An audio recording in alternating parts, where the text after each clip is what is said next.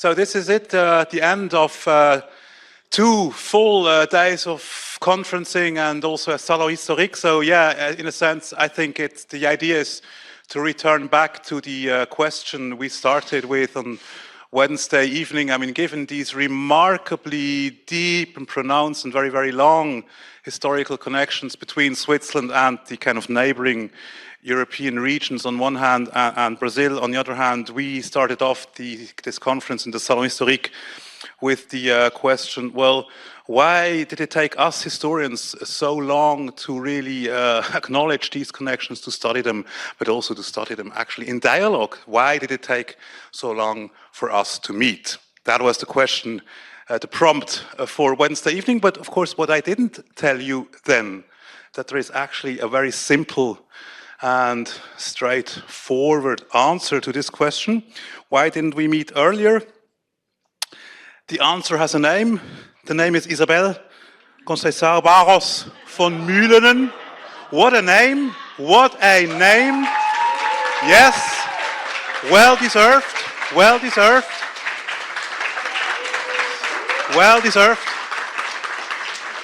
So hold your applause. I'm going to continue. I'm going to say a few words now about Izabel Conceição Barros von Mühlenen. And unlike you, I already had the privilege to read some draft versions of her PhD manuscript where Izabel, among many other things, talks about the relevance and the significance of names. So what a name is this?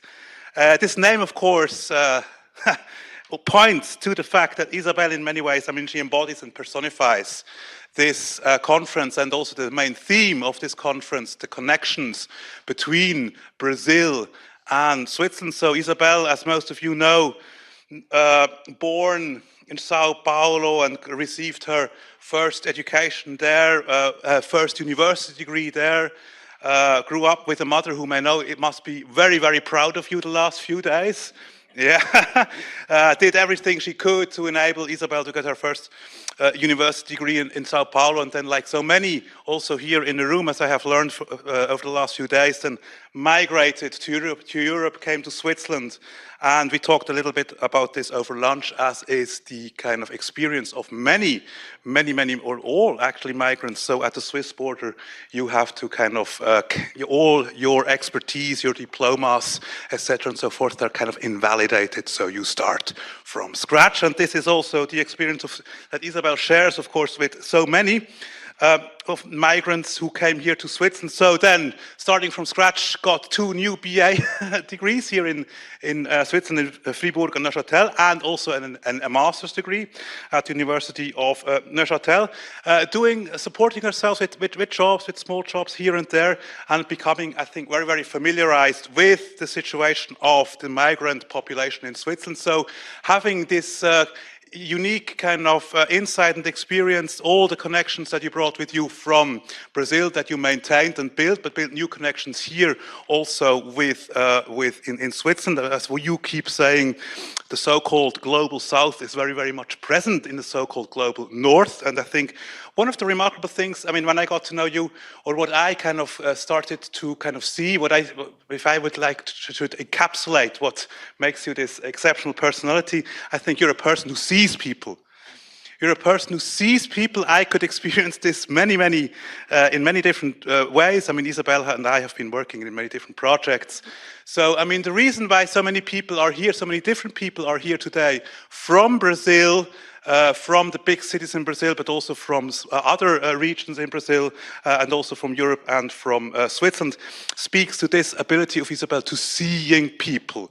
Seeing people. When I had the pleasure of traveling with Izabel and also André through Bahia, I had the privilege to experience this firsthand.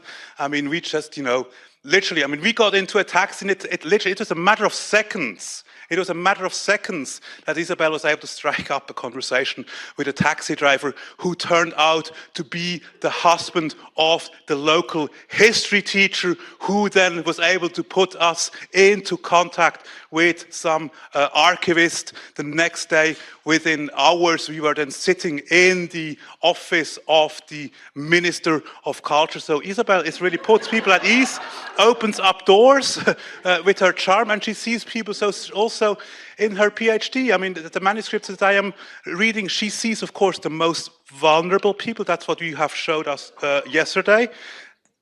Enslaved women, enslaved children. But you see also then, and you haven't presented us this yet, will be the next part of your PhD, you also see then the von Meys and von Steigers of the world from the 19th century. You see them not as anonymous forces that are acting upon these enslaved people. You see them in a sense as humans, and I don't mean to say that you kind of sympathize with them or anything like that. You see them as humans who are born as men came into this position of exceptional power, extremely violent, but of course they're also again kind of dehumanizing themselves. So you really see, I think you show us this story of these transatlantic connections within the framework of slavery, extremely violent, dehumanizing different people on both sides of the Atlantic, and also, of course, then the Swiss plantation owners. So I think with this, I see how you see people in your work, in your historical studies, but you also see that in the present. So you see the people, bring them here together. So I think this is then now a little bit longer answer, but I think this is one of the most important answers. Why did it take so long for us to meet? Well, I think it took Izabel very, very understandably a while to get here, to restart from scratch, to get all her degree, to then finally apply for the job in my group, which I'm very, very grateful for, and then to kind of bring all these networks and her ability to bring people together for this conference. So again, I think I would really warmly like to invite you to give Izabel a big, big, big hand of applause.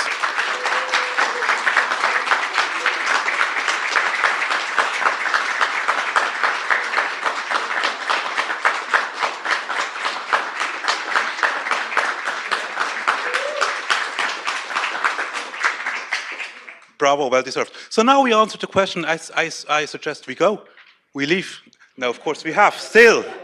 So no, so we we're very, very grateful to have esteemed colleagues here now on this final roundtable who have been observing this conference, and who the idea is they will share with us some the attempts of synthesizing this little bit, bringing this together maybe in a certain kind of a narrative, and if possible also showing us how this discussion that we are having, also how this research that we are doing, how and in which directions this could move forward. So we'll start in the order that people are sitting here. So we'll start with Rafael, then go on to Ayalla, Izabel, and then Helena, before we then open up for a final round for the public. Thank you, Rafael. Thank you very much, Bernhard. Izabel, thank you very much for all these marvelous days that we have here. And we have, I wrote down a small paper trying to summarize what we have seen during these days. And so we have finally reached the end of 3 intense and enlightening days, during which I learned a lot, listening to old and new colleagues. I must thank you both again, who are sharing this final panel with us, for the opportunity to have participated in this excellent conference. As the title of the panel indicates, I must present a summary of the takeaways and new ways forward.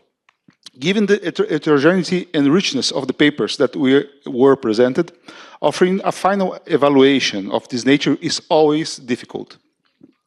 We are able to follow different themes with problems and perspectives constructed from very different, diverse theoretical and methodological references. I spent the last 2 days frantically taking notes at that place, thinking about the papers, with the papers. What I'm going to do now, rather than commenting them one by one, which has already been done in the course of the debates, is to try to offer a possible unified view of everything that has been discussed within the general scope of the broader investigation that motivated our meeting here. I need to emphasize again from the outset. This is a proposal, not the proposal, and therefore it's far from being the exclusive or intrinsically better than alternative proposals of reading of what we have done during these days. The project Moral and Economic Entrepreneurship, a collaborative history of global Switzerland, aims to examine the interrelations between Switzerland and the imperial projection of European powers throughout the long 19th century. As his presentation clearly highlights, and I quote you guys,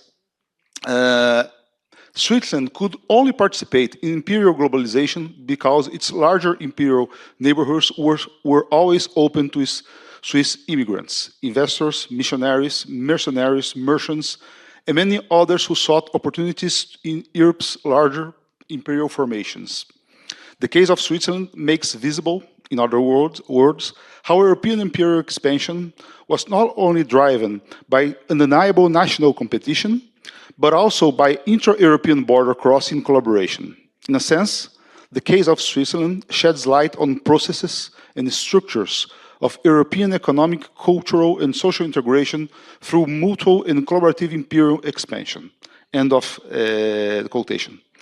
This statement from the project points to the most promising path for addressing the articulation of the various specific themes raised by the presenters over these 2 days. Indeed, without a careful look at processes and structures, we run the risk of getting stuck into the endless fragmentation of our particular objects. The problem lies in finding a solid ground on which to articulate the underlying connections in their dynamics, the processes, and their reiteration, the structures, that linked 19th century federal and democratic Switzerland to the monarchical and slave-owning Brazil that was its contemporary. The work we have been following has provided us with a wealth of empirical material for this purpose. On a strict personal level, I must confess that I learned a great deal from the presentations on the coffee plantation areas on the southern coast of Bahia. In my book on the global history of coffee and slavery that I'm finishing in the next couple of months, I completely overlooked the existence of this slave-owning enclave, which was both close and distant from the heart of the sector in Brazil, the coffee belt from Pereira Valley to the plateaus of São Paulo. It can be said that the regional connection between coffee and cocoa made the 19th century Bahia closer to the Amazon of the second half of the 18th century than to the contemporary coffee-growing heartland in the Brazilian center-south. What interests us most, however, is not my personal gain, but rather our collective gain. By observing, describing, and analyzing the actions of various Swiss agents in the Brazilian slave society, such as slave owners, absentee investors and administrators, as well as consular agents, Marianne Mahoney, André Di Cássio, and Aretusa da Cruz Silva demonstrated the flexibility with which they adapted without any moral qualms to the most brutal slave practices. But this and other papers, such as those by Izabel, Ayalla, Yoko Miki, Denise Bertich, and Gisnet Santos, pointed to the tensions that this practice generated, whether due to the ongoing resistance of subaltern subjects, Africans, Afro-Brazilians, indigenous peoples, or due to the debates that involvement with slavery produced in the Swiss public spaces, as Hans Fassler and Larissa Mbassi have thoroughly explored. The systematic survey being conducted by the project, some of whose partial results we have been seeing here, may hold some surprises for the unwary. I'm speaking of behalf of the Brazilian historians outside this room, given the large presence of Swiss actors in the post-colonial society with a Portuguese heritage. However, bearing in mind the long history of Swiss migration in service of foreigners, this presence should not come as a surprise.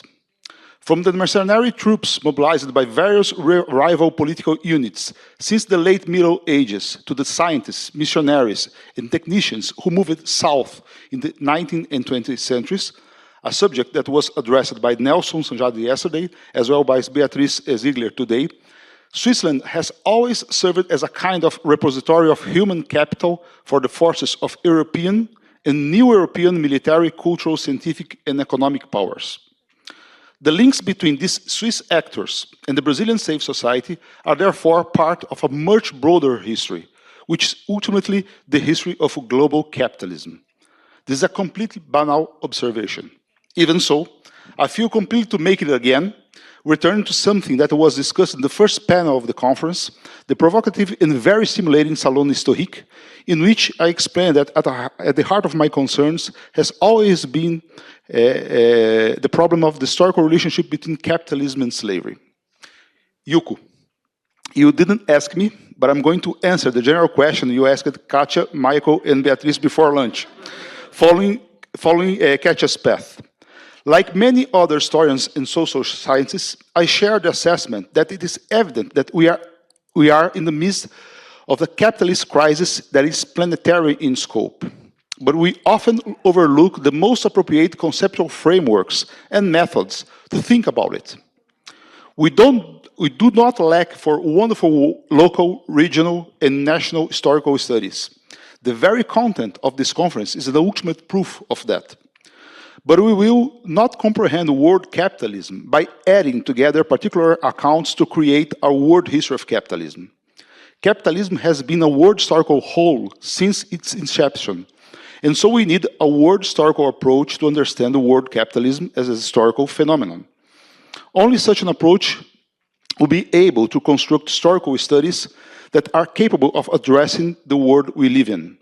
Only from a such perspective, we will be able to fully comprehend all the richness of the local, regional, and national histories of Switzerland, Brazil, and all the other places in the world economy. Given the vast array of models available for examining this historical phenomenon, which one might be operational for addressing the tasks raised by the problem presented at this conference? I believe that Fernand Braudel tripartite model, which does not equate the market economy with capitalism as a historical practice always associated with high finance and the control of state power by its agents, the capitalists, and which differentiates them from what Braudel calls the ground level of ordinary material life, is still the most promising one to account for the empirical materials we have at hand here. And before anyone accuses me of being outdated for referring to Braudel, it's worth remembering that his model, despite being more than 4 decades old, the original publication is from 1979, has proven incredibly capable of explaining both what was happening on a global scale since the 2008 crisis, and above all, the nature of the Chinese regime with its non-capitalist market economy. In historical social sciences, the new is not necessarily the best. The dichotomy between the so-called traditional historiography and the so-called modern historiography simply reiterates the logic of the commodity form, with its relentless pursuit of novelty for the novelty's sake to keep the academic turnover running again, on and on. But anyway, what matters to us here and now is whether Braudel is capable of making sense of the relations between federal and democratic Switzerland and monarchical and slave-owning Brazil. The whole of high finance in directing Swiss investments to overseas colonial spaces, including the crucial branch of the transatlantic slave trade, predates the period we are examining, as Alain Naef has clearly demonstrated, easily extending into the 19th century, a topic addressed by Ricardo Bormann and Andrés Zanger. The border zones of the former Portuguese colonies, colonial territories in America, would continue to be governed for a long time by what Braudel calls the slowness of the long-lasting material civilization, with patterns of food, clothing, and housing often directly inherited from the indigenous world, reconfigured by interrelations with populations of African descent. I think this is how we should consider both the Amazon Valley and the southern coast of Bahia, for instance. But during the long 19th century, high finance made definitive advances toward controlling the ground level. Even this did not happen equally at the same pace everywhere. In any case, this is what happened with the cocoa sector at the turn of the 20th century, as Michael Schmidt and Katja Pontes explained to us this morning, who examined the connections of this post-slavery plantation sector with its slaves' past. The butterfly commodity circuits described by Monique Lindenberg also belongs to this history. The cacao commodity chain throughout the 20th century explicits the intersections between big business and the agricultural world, indicating that understanding the relations between Brazil and Switzerland can only benefit from a long-term perspective focused on the power of capital. The risk of a mechanical application without paying attention to subtleties of the dialectic of duration, and therefore lacking the nuance of perspectives such as the one I have just described, lies in constructing analysis in which the whole, global capitalism, as I'm proposing, comes to determine in advance what will be found in the examination of the parts, Switzerland and Brazil, in the case of the project and this conference.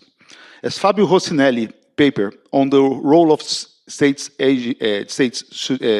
suggests, we need to find a way to account for local dynamics, the processes mentioned in the beginning of my intervention, in their truly dialectical relations with global forces, the structures, truly practicing the much-touted game of scales.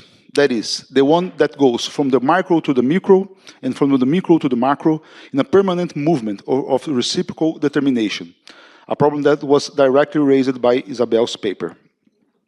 One way to achieve this is through the engaging critiques of the world system perspective, such as those made by Philip McMichael, Dale Thomas, Michael Hof-Troilo, and Julian Hart. These authors question the usual formal comparative methods, which simply identify similarities and differences between phenomena that present a certain essential analogy between themselves. The incorporated comparison proposed as an alternative takes into account, on a global scale, multiplicities and singularities, diachronies and synchronies. In this approach, the whole, global capitalism, is first and foremost a methodical construct obtained through the integrated analysis of the parts, Switzerland and Brazil. Rather than a theoretical and empirical premise, the whole is the result of an analytical procedure. Instead of assuming that the whole governs the parts, the incorporated comparison seeks to capture the global systemic interconnections in their fluidity, considering the mutual conditioning between the parts and the whole. By paying attention to the multiple mediations between the world economy and politics and the local conditions in which the agency of the historical subalterns stand out, it will become feasible to examine how spatially and institutionally separated regions, such as the federal and democratic Switzerland and monarchical and slave-owning Brazil, have mutually conditioned each other over time in a process that was simultaneously unequal and combined, and which, as it unfolded, altered at different rates the conditions of the production of the whole, the world economy, the interstate system, and of the parts, the specific producing regions and political units that composed them in Switzerland and Brazil. Returning to the beginning of my intervention, the theoretical methodological framework I have just presented is only a framework, and not the only one or exclusive one. Regardless, I believe it may be useful for the continuation of this discussion. In the meantime, we can only hope that the results of this exciting conference will be compiled as soon as possible in a volume edited by the organizers, Bernhard and Izabel. That's it. Thanks a lot, Rafael. Thank you.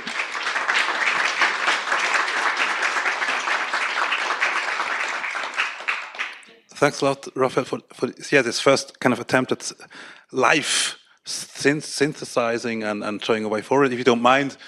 So next week we're going to share, all the email addresses of all the participants that you can get in touch with each other, and if you don't mind sharing, I'm sure many would be interested, so maybe we can also share the draft version then of this intervention.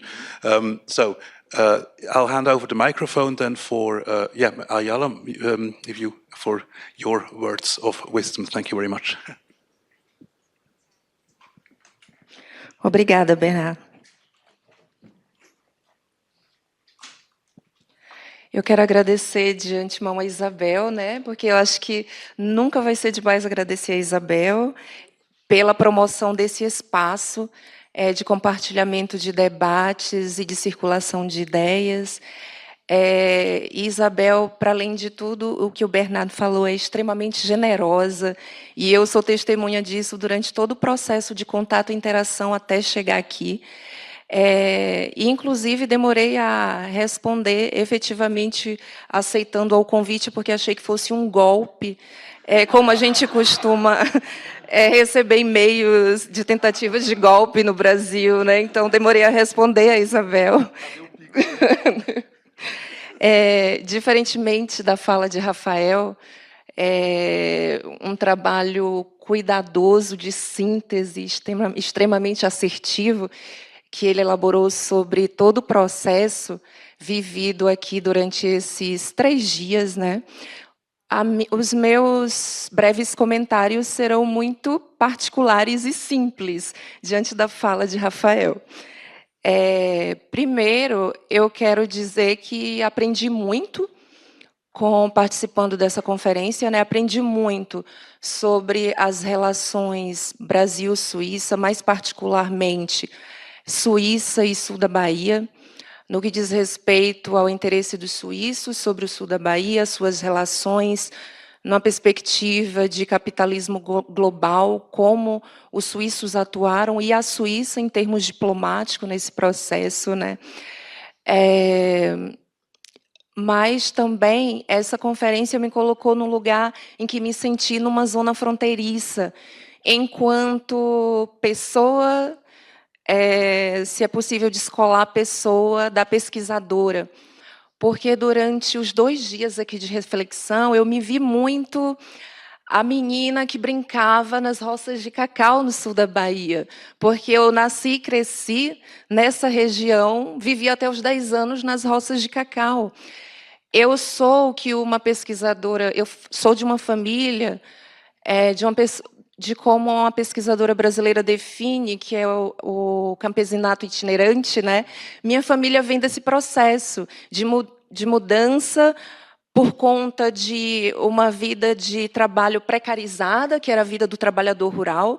Então, minha mãe e meu pai eram trabalhadores da lavoura do cacau. E aí eu penso muito a história da minha família dentro desse pós-abolição, pensado de forma alargada, né? Então, eu venho dessa trajetória. E o meu interesse pela temática indígena vem desse processo também, da conexão da relação indígena com essa história do cacau no sul da Bahia. Então, por isso que eu fiquei reiterando sempre que pude aqui a necessidade de se pensar a questão indígena, né?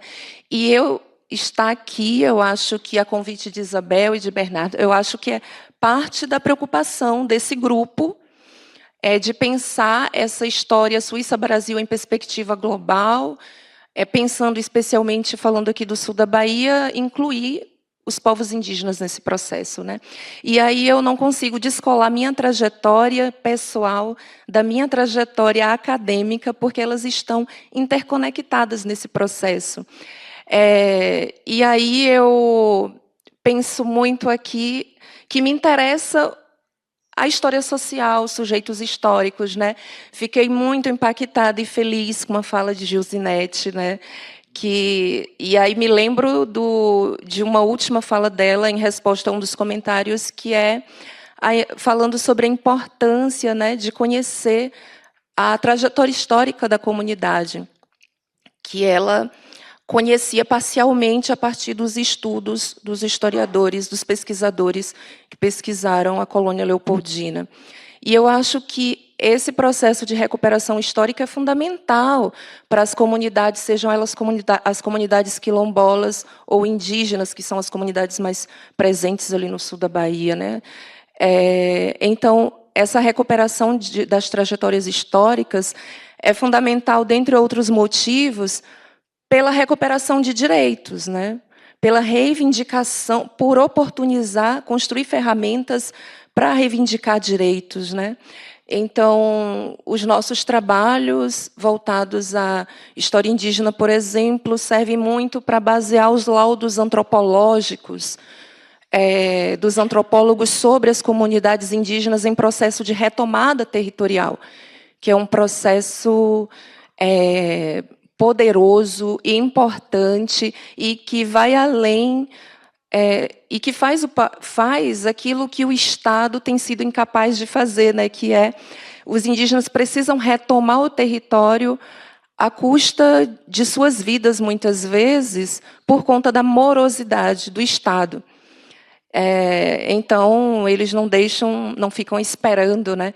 E, por último, né, a recuperação desse processo histórico sobre essas populações negligenciadas, silenciadas, durante muito tempo, dessa narrativa da história do cacau, por exemplo, é reivindicação desses próprios povos.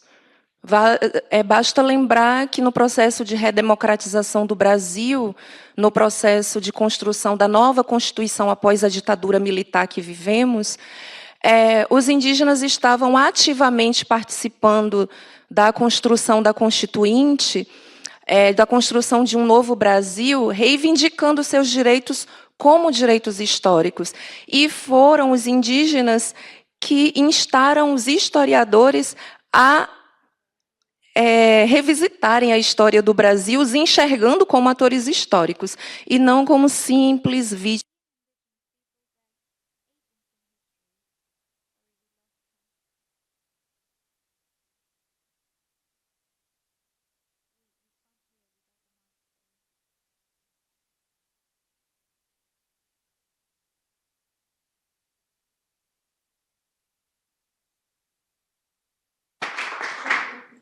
Agora.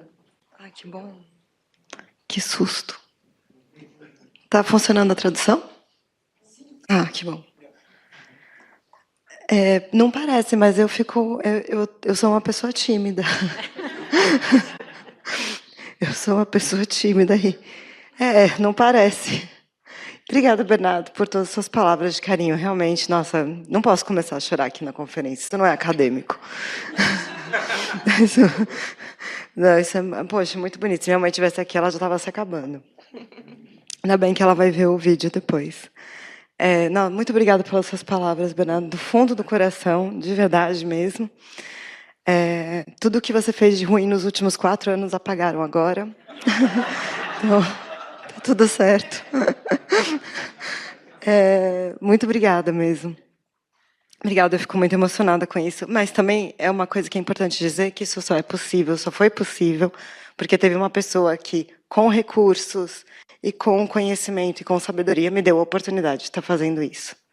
Enfim, né? E é o projeto, é o FNS, foi o projeto que você concebeu, que é um projeto colaborativo, que é um projeto que, na verdade, isso daqui tudo é o resultado do que você concebeu há 5 anos atrás, né? Que é o More Economic, é bem chique o título, né? More Economical History of a Global Switzerland in the 19th Century, e tudo mais. Que essa foi a proposta que une, acho que é o grupo mais diverso da Universidade de Lausanne, mas são pessoas como eu, como o Michael, como a Mal, que talvez não tenhamos mais idade para estar na academia, os mais velhos do grupo, os talvez mais diferentes da universidade. Você abriu a porta e abre desde que eu te conheci, há muitos anos atrás. Então, eu te agradeço muito por isso.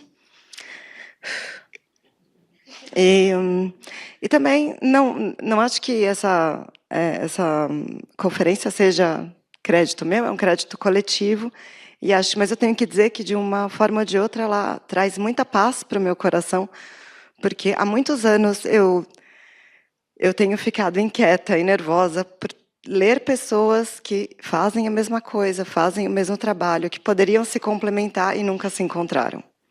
Isso sempre foi um motivo de inquietude pessoal muito grande. E por ser uma pessoa inquieta, isso hoje para mim é um alívio. Então, obrigado por vocês estarem trazendo paz para o meu coração. Não preciso mais fazer yoga e posso pular essa parte da terapia, porque eu estou calma e tranquila, porque sei agora que vocês se conhecem, né? Os trabalhos se completam, existem arquivos que podem ser completados, né? Assim, o meu trabalho não poderia existir se o Michael e o Herr Weber de Konolfingen não tivessem feito a transcrição do Current Tut para mim, e provavelmente eles vão colaborar com a Aretusa no Current Tut, que ela vai ser confrontada no trabalho dela. Né? Então, o trabalho que o André faz no Brasil também, sempre com a gente, as visitas dele no arquivo do Rio de Janeiro, a vinda dele comigo para a Bahia com a gente, né? sempre foi super importante, né, dando esse respaldo, essa confiança. E uma vez, depois que você convidou a Maria Helena para estar me acompanhando, você falou, agora com a Maria Helena você não tem desculpa para não escrever a melhor tese do mundo. Falei, bom, no pressure, né? Mas é verdade, eu acho que como mulher migrante você não tem desculpa.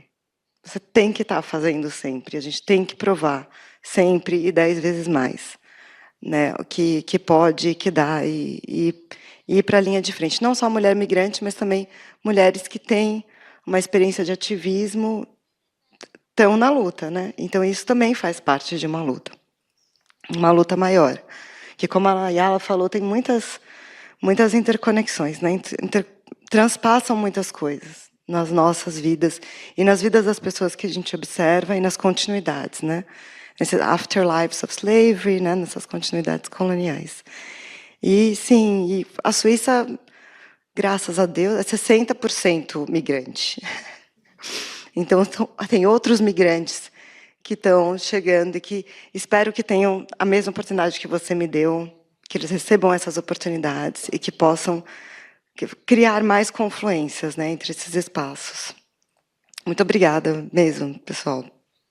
Não tenho palavras, mas, na verdade, depois da fala da Maria Helena, o ideal seria ouvir todo mundo.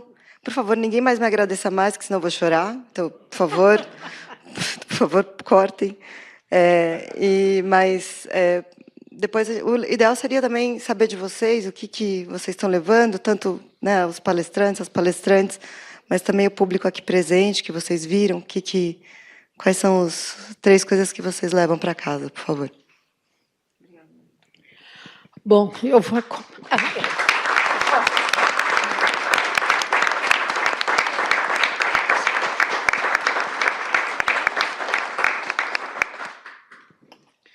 Bom, vou acompanhar a Izabel falar em português, que é uma oportunidade muito especial de poder falar em português aqui, né? E eu, primeiro, preciso me desculpar de não ter aparecido hoje, que eu tive um pequeno problema pessoal, mas estou aqui. E, claro, a Izabel falou que não é para agradecer, mas, obviamente, que a gente tem que agradecer ao Bernhard e à Izabel, que eu conheci em São Paulo, né? Apareceu uma mulher esperta, inteligente, descolada, querendo fazer história social de uma propriedade com uma documentação riquíssima, e é claro que eu super me entusiasmei, e aí a gente mergulhou nessa conversa de como reconstituir a vida das mulheres escravizadas, dos escravizados, das crianças, e esse diálogo que começou tem sido super frutífero, né? A Izabel é super descolada e sempre conectada, então conheci muita gente. É a série. Sorry. Mas, com relação à conferência, eu quero falar poucas palavras, porque tem todo mundo aqui para conversar, mas dizer que a minha alegria é descobrir que nesse encontro, né, eu vi brasileiros de diferentes caminhos, formações, universidades e fora das universidades participando, e que houve um diálogo muito democrático entre nossas pesquisas. É claro que falamos em história global, em conexões, mas o interessante é que eu quero sublinhar é que as pesquisas dos brasileiros e brasileiras aqui não foram apenas aquela vírgula exotizada que eventualmente costuma acontecer, mas que sim faz parte de um diálogo importante que passeia por diferentes regiões do globo. Eu venho me conectando com a Suíça, também não sei por quê, por causa do HC, como já falei diversas vezes, há 20 anos. Né? Acompanhei, trabalhei com a Sasha Huber, com o Hans Fassler, e depois acompanhei do Brasil a campanha do HC Horn, né? As campanhas de reparação foram importantes para mim, para entender uma dinâmica de campanhas antirracistas fora do Brasil. Né? Foi uma grande oportunidade, o livro circulou muito, Traces, e foi uma alegria, apesar do horror que é aquilo, poder trabalhar com pessoas na Suíça e com a Izabel e com o Bernhard, e a oportunidade de ver como essas pesquisas hoje estão estabelecendo essa dinâmica muito democrática com aquilo que é feito no Brasil, com o que é feito em diferentes países a respeito das relações Brasil-Suíça. Então, acho que isso é fundamental e que a gente tem que manter esse espírito acadêmico muito importante, muito minucioso e igualitário, sem a ideia de que existe um centro e uma periferia. Tudo isso tem que ser superado, né? As pesquisas mostram o quanto o Brasil é presente, não como uma parte periférica, né, mas como parte, né, essencial do desenvolvimento do capitalismo, não apenas da Suíça, em muitos lugares. E como esse diálogo é de duas mãos, nunca acreditei na ideia de centro e periferia. Né? Existe zona de fronteira.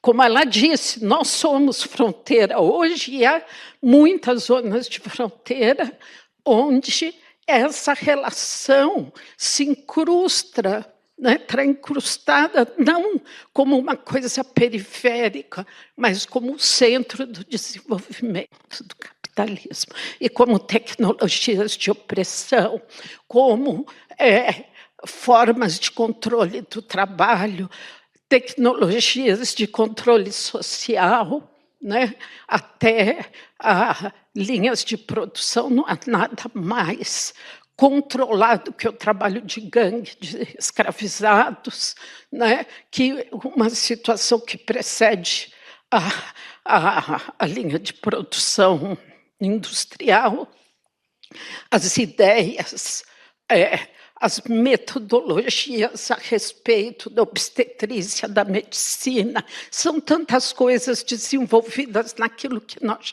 chamamos de periferia e que temos que deixar de falar e entender que isso é parte integrante e que nós não viemos aqui para ser periferia. É isso, gente. Muito obrigada. Obrigada, Maria.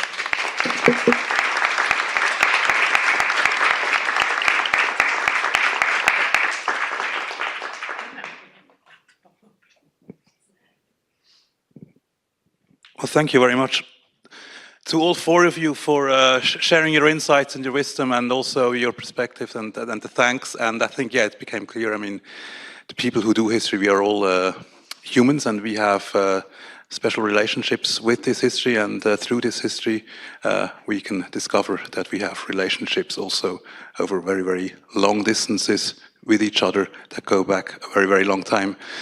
So thank you for these insights. Now, yeah, let's open it up to the floor. Are there any people here in the room who would also like to share what they take with them from this conference, some smart ideas how to move forward, or to share any ideas? Katja? Si.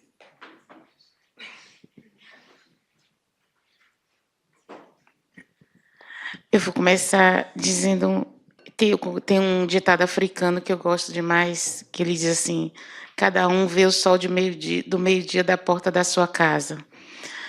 só que a gente pode ver, ficar vendo só para dentro da casa, ou a gente vê isso conectado com o mundo como existe, né? Então, lá na nossa região, a gente tem uma historiografia que ficou muito tempo só entendendo as questões internas e que sempre nos oprimiram, porque sempre que apareceram os coronéis, todos os outros sujeitos invisibilizados.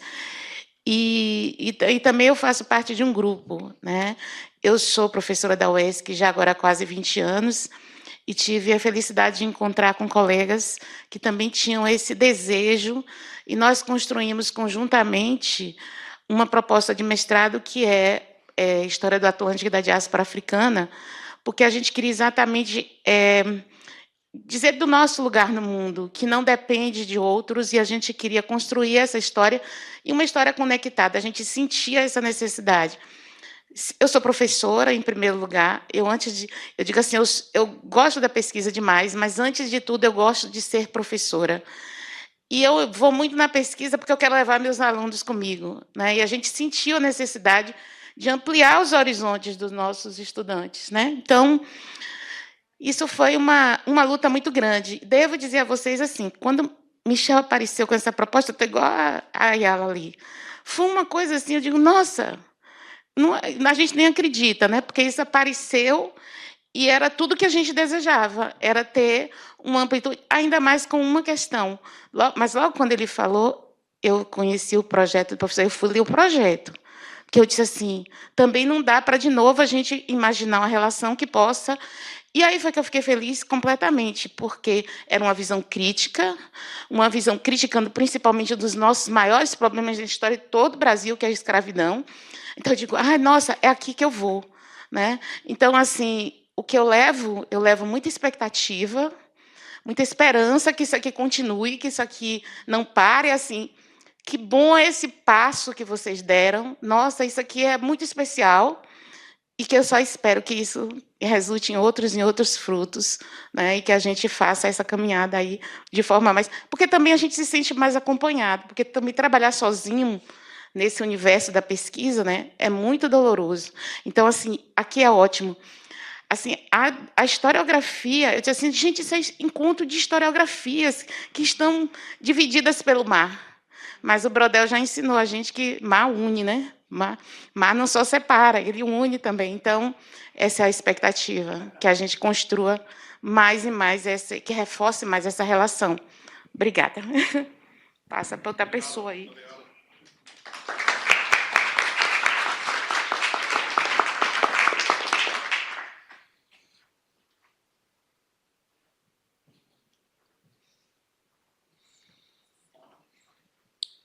Beatriz.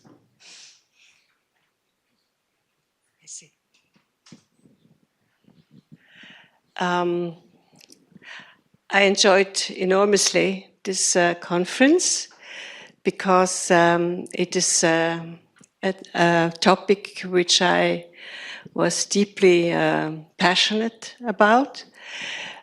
This is one point, but the other, this conference showed to me in an astonishing manner how important history is for politics.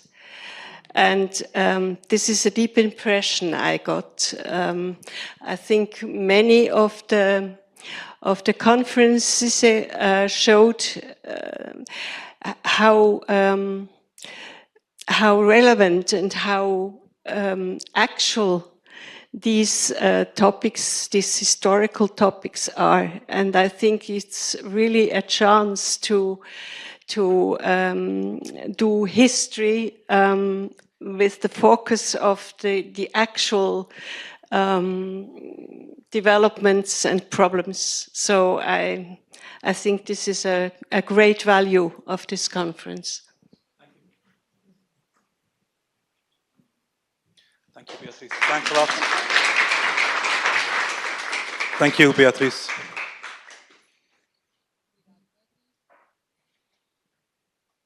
So, I mean, I'm not going to prolong it artificially, so thank you. Yeah.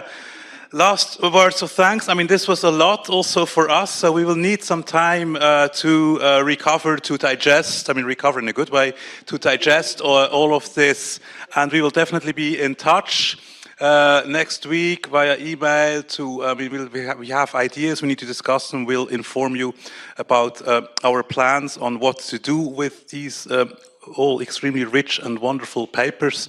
We will send you the email with all the email addresses, so you can also then easily get in touch with each other.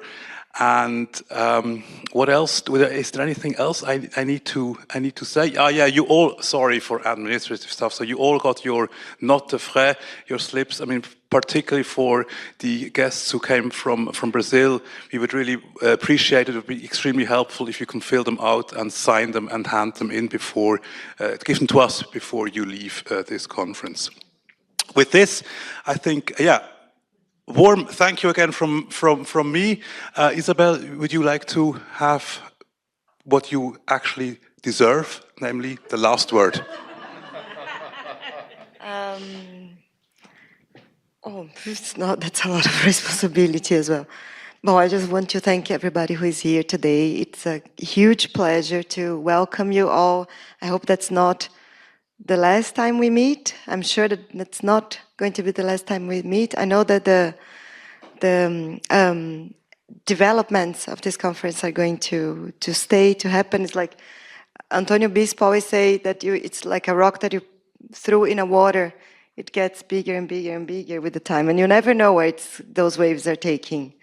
So I think that's what I believe as well. It's this stone in the middle of the lake, and now probably we will see with the time which will be the developments of this encounter. But it's important that we met and in person. That's a huge privilege, and I'm aware of that. Thank you so much.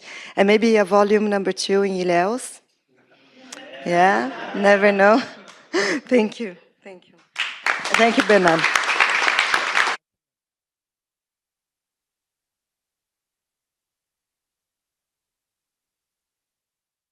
Yeah, sorry, exactly. Vanessa, Aline, sorry, I'm emotional. That's why I keep forgetting things that I should say in the beginning.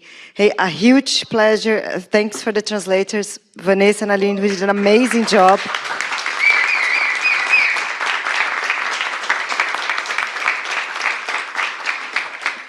Thank you as well, everybody who helped, who supported in many ways, like Eugênio with the technique, Fabiana as well, organizing the translation with me since the beginning, Bernhard, Lea, thank you so much, Lea, for all your support, for going shopping.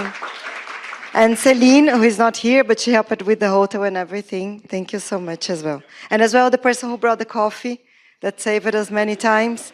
I don't remember her name. Thank you so much.